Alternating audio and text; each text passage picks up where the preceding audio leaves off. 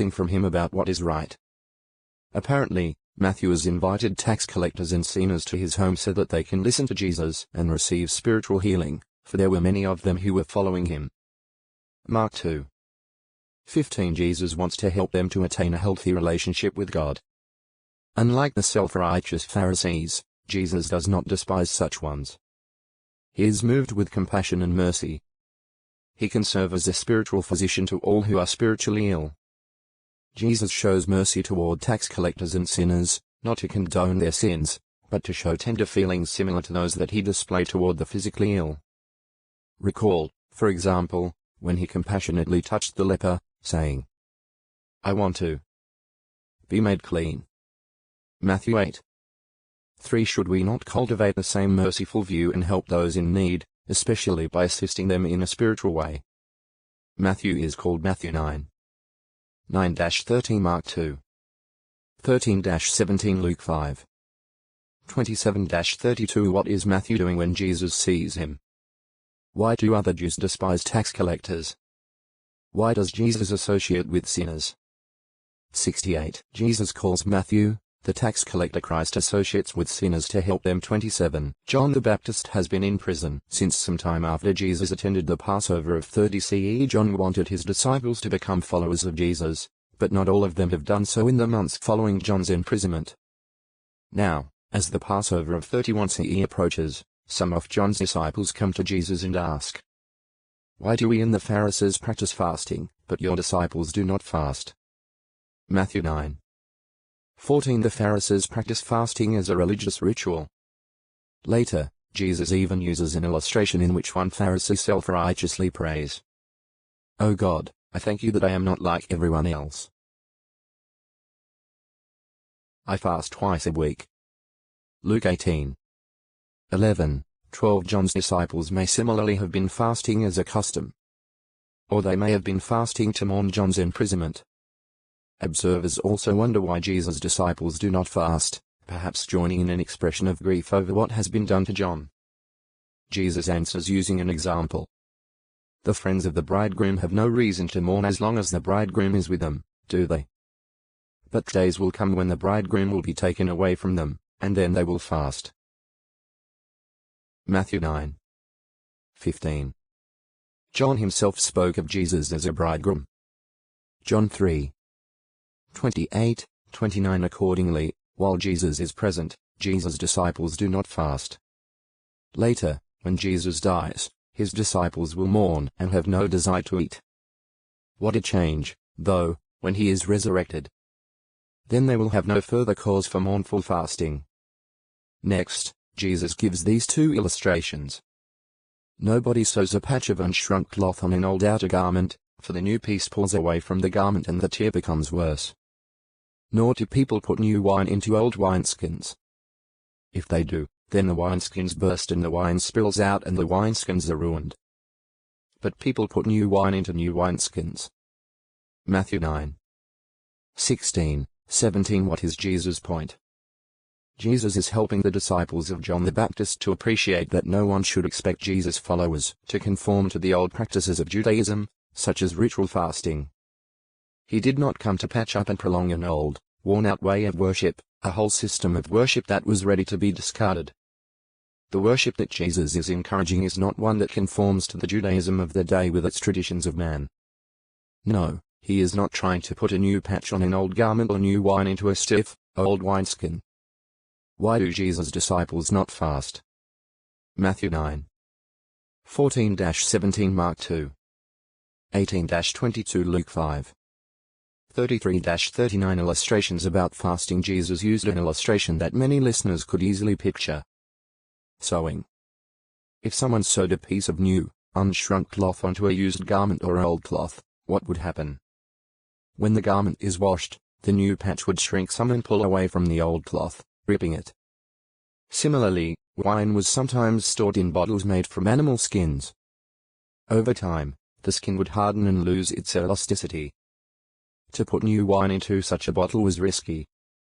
New wine might continue to ferment, creating pressure that could burst the old, hardened skin. 70. John's disciples asked Jesus about fasting. Who in Jesus' day practiced fasting, and why? Why do Jesus' disciples not fast while he is with them, but what might later be a cause for fasting?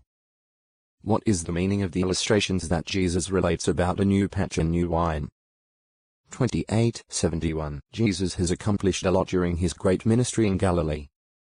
However, in saying, "I must also declare the good news of the kingdom of God to other cities," Jesus has in mind more than just Galilee. Thus, he goes preaching in the synagogues of Judea. Luke 4:43-44 This is logical, because it is now spring and a festival in Jerusalem is approaching. Compared with what we read of Jesus' Galilean ministry, we find little in the Gospels about his activity in Judea. Even if the general reaction in Judea is apathetic, it does not stop Jesus from preaching actively and doing good works wherever he is. Soon Jesus is heading to Judea's principal city, Jerusalem, for the Passover of 31 CE. In the busy area near the Sheep Gate, there is a large colonnaded pool called Bethesda. Many sick, blind, and lame come to this pool. Why? Because it is commonly believed that people can be healed by getting into the pool when the water is agitated. It is now the Sabbath, and Jesus sees a man at this pool who has been sick for 38 years. Jesus asks, "Do you want to get well?" The man answers, "Sir, I do not have anyone to put me into the pool when the water is stirred up, but while I am on my way, another steps down ahead of me." John 5:6-7 Jesus says something that must surprise the man and anyone else who hears it. "Get up. Pick up your mat and walk." John 5:8 And that is exactly what he does. Immediately healed, the man picks up his mat and begins to walk. Rather than rejoice over the wonderful thing that has happened, the Jews see the man and say judgmentally, "It is the Sabbath, and it is not lawful for you to carry the mat." The man answers them, "The same one who made me well said to me, 'Pick up your mat and walk.'" John 5:10-11 Those Jews are critical of someone who is healing on the Sabbath. Who is the man who told you, "Pick it up and walk"? They want to know. Why do they ask the man that? Because Jesus has slipped away into the crowd, and the healed man does not know Jesus' name. John 5:12-13 But this man is to have another encounter with Jesus. Later, in the temple, the man meets Jesus and learns the identity of the one who healed him at the pool. The man who was healed finds the Jews who had asked him about his being made well. He tells them that it was Jesus. On learning this, the Jews go to Jesus. Do they go to learn by what means Jesus is able to do such wonderful things? No. It is, rather, to find fault with Jesus for doing good things on the Sabbath. And they even begin persecuting him. Can one do good works on the Sabbath? John 5:1-16 Why does Jesus head into Judea, and what is he still doing? For what reason do many go to the pool that is called Bethesda? What miracle does Jesus perform at the pool, and how do some of the Jews react to what happened? 72 Jesus preaches in Judea. He heals a sick man at a pool. 29 When some Jews accuse Jesus of breaking the Sabbath by healing a man, Jesus replies, "My Father has kept working until now, and I keep working." John 5:17 No, what Jesus is doing is not forbidden by God's law regarding the Sabbath. His work of preaching and healing is in imitation of God's good works. So Jesus keeps on doing good every day. His reply to his accusers, however, makes them even angrier than they were before, and they seek to kill Jesus. Why this reaction? In addition to their having the mistaken view that Jesus is breaking the Sabbath by healing people, they take great offense at his saying that he is God's son. They consider it blasphemy for him to view God as his father, as if Jesus saying that Jehovah is his father amounts to making himself equal to God. However, Jesus is unafraid and answers them further regarding his special relationship with God. The Father has affection for the Son, he says, and shows him all the things he himself does. John 5:20 The Father is the life-giver, and he has shown this in the past by empowering men to resurrect individuals. Jesus continues, "Just as the Father raises the dead up and makes them alive, so the Son also makes alive whomever he wants to." John 5 21. What a meaningful statement, giving hope for the future. Even now, the Son is raising the dead in a spiritual sense. Hence, Jesus says, "Whoever hears my word and believes the one who sent me has everlasting life, and he does not come into judgment, but has passed over from death to life." John 5:24. There is no record that Jesus has as yet raised anyone who was actually dead back to life, but he tells his accusers that such literal resurrections will occur. "The hour is coming," he says, "in which all those in the memorial tombs will hear his voice and come out." John 5:28-29.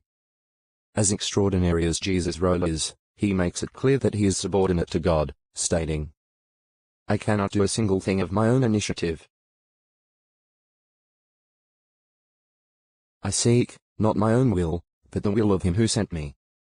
John 5:30. However, Jesus describes his own vital role in God's purpose, which he has not up to this time done in such a public way. But those accusing Jesus have more than his witness about these things. "You have sent men to John the Baptist," Jesus reminds them, "and he has borne witness to the truth." John 5:33.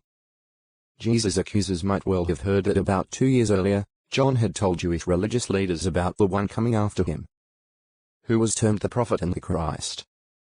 John 1:20-25. Reminding his accusers of their once high regard for the now imprisoned John, Jesus says, "For a short time you were willing to rejoice greatly in his light."